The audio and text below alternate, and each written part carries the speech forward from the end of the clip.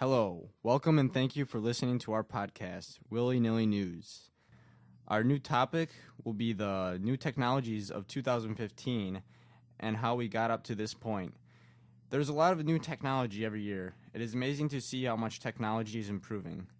Technology is like the main headline for the 21st century. So Carter, how are you doing today? I'm doing just fine, Tyler. It's a little bit chilly outside at the moment, but I'm doing all right.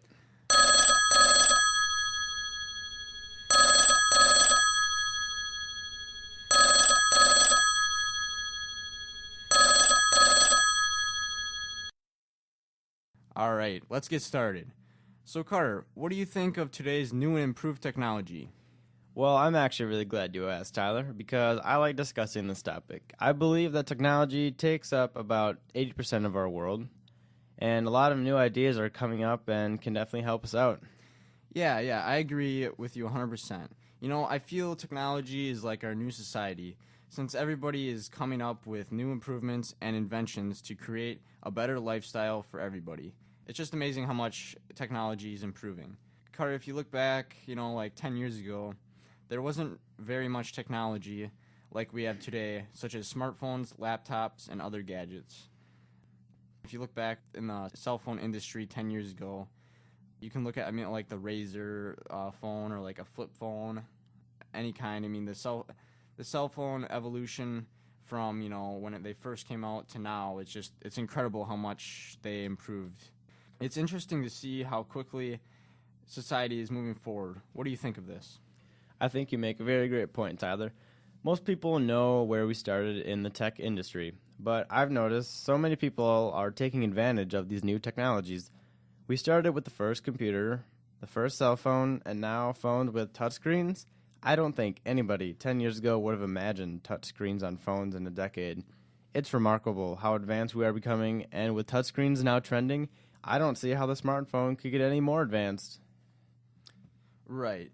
If you look back to like the 1970s when Apple released their first computer, it's amazing how much like they've improved since their first computer to today, 2015. You look at, the iPhone, you look at the Mac, you look at the iMac, you look at all that. It's incredible how precise and accurate they are.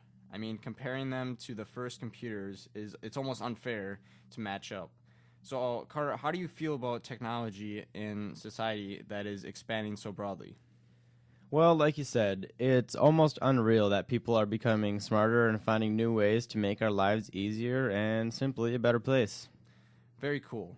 Now, moving on to our new technology topic. Let's discuss the smartwatch industry. There seems to be a lot of new smartwatches coming out, and especially in the year of 2015, we plan to see a lot. What do you think of these, Carter? Do you feel that people will buy these watches in this kind of market we have now? I'm not against the idea of smartwatches. I just don't think that they are completely necessary.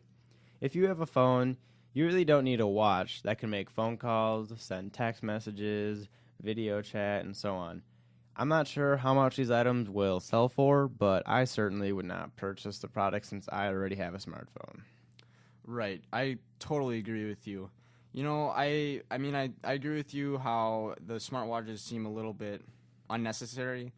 I feel, if you have a smartphone and then a watch, basically how they're going to sell is basically they're going to connect to each other and they're going to be able to work together. And, I feel like making a short text message or checking your email, whatever they're capable of doing, that's great, but, it just feels like it's a little bit too much and over the top. I don't know how well it will sell, but we'll just have to see what happens. I know Apple, they're going to be having their first smartwatch, and it's just going to be called the Apple Watch, and that's to come out early of 2015. And I feel like once they step into this battlefield of the smartwatch industry, it might get a lot more competitive. Like I was saying before, when in 1970 Apple had their first computers, and that was created, the Apple Computer 1. Maybe that when they, like their first computer, and you look at today's new computers, it's amazing how much they expanded. So, if you look at how the Apple Watch, it's coming out early of 2015. It might tremendously improve the market. So, I mean, 20 years from now, it could be, like, incredible, a lot more precise, accurate. You could do, like, a lot more stuff with it. You never know. But anyways, Carter, what do you think will happen once Apple steps into this market of the smartwatch industry? Do you think it'll be a lot more competitive and intense? Yes, I think so. I completely agree. The top 3 phone companies that I can name right now are Apple, Samsung, and HTC. These 3 have been battling among one another for a top spot as #1 phone for as long as I can remember. Right, I agree with you. I feel that once Apple will step into this market, the race for the best smartwatch will be a lot more competitive. Now, anyways, transitioning into our new topic. I know that Samsung has produced many great items. Their phones, I know they have a smartwatch, etc., but I know they have their smart TV, and their TV industry is very good. Their smart TVs are very popular. Carter, do you think, Apple will ever create a TV? Yes, I do think so, actually. I mean, right now they specialize in computers and phones mainly, which we know. And even though the TVs aren't their strong point at the moment, I feel that Apple will eventually create a TV. Now, do you think if Apple steps in this game with a new TV, do you think the competition will boost? I think the intensity in the market will increase if Apple steps in with any new idea. They're that good. I agree. If anybody steps into the competition, it will change the market tremendously. But anyways, moving on.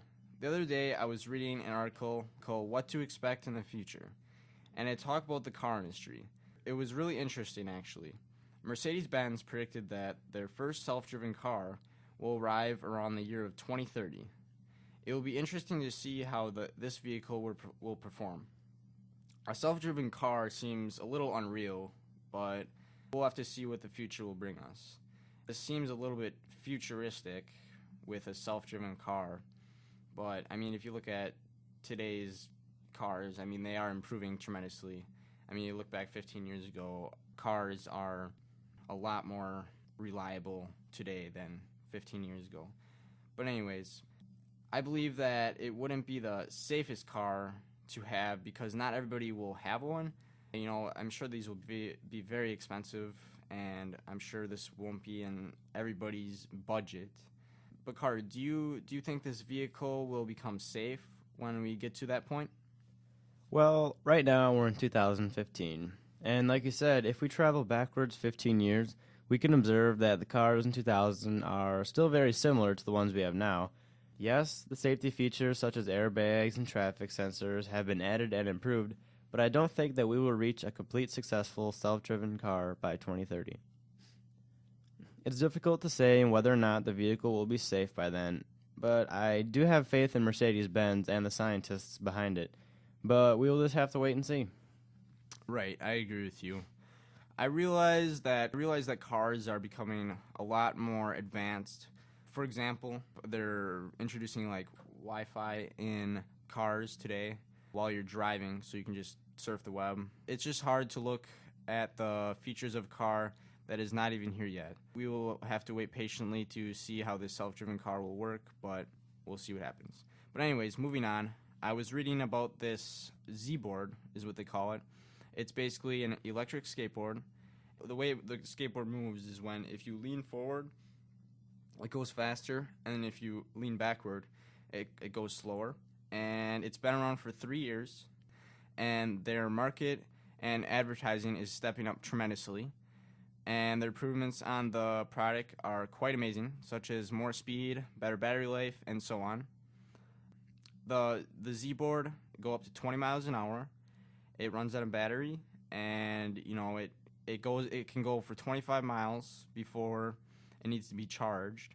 They vary from $600 to $1,000 depending on what kind of board you want. But I mean, we'll see where this industry goes. I mean, the way I look at it is, if you want this kind of skateboard and you want to save money on gas and you don't want to get a car and you don't want to get like a electric scooter. I mean, you don't want to get a motorcycle or anything. This would be a great fit. I mean, you can just carry the charger in your backpack or whatever. So, you know, Carter, if you have a short transportation route and want to save money, then it should be fitting for you. So, Carter, do you think this is a good market to get into? What do you think about this? Well, I think it's a great idea to have this product out there because everyone in our nation likes to ride around in the summer. We all know that. So the southern states would be an ideal place to plant this product because of the warm weather, and it's basically year-round, which is, you know, they're pretty lucky because up here in Wisconsin we can't have advantage of that. But in the larger cities, it'd be easier to move around on a board than waste your time in a car wasting gas at stoplight after stoplight after stoplight.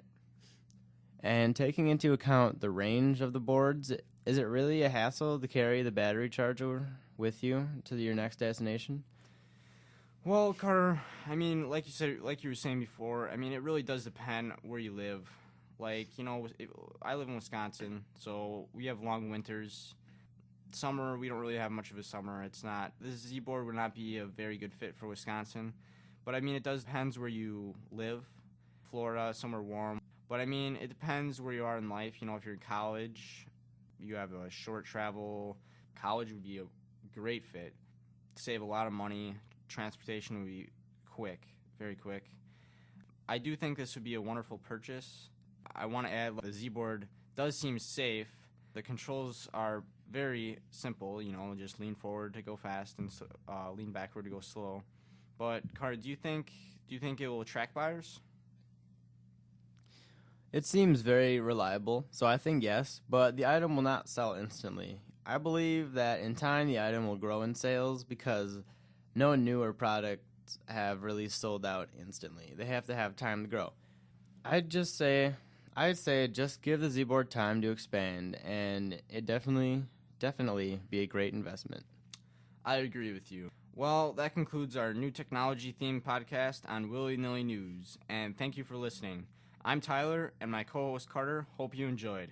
Have a good day. See ya.